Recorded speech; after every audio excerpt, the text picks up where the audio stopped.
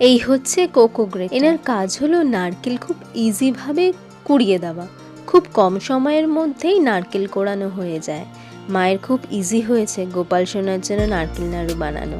এটা online order করেই আনা, মাকে গিফট দিয়েছে। খুব কম সময়ের মধ্যেই ঝটপট অনেকগুলো নারকেল কোড়ানো হয়ে গেছে, অনেকটা সময় বেঁচে গেছে।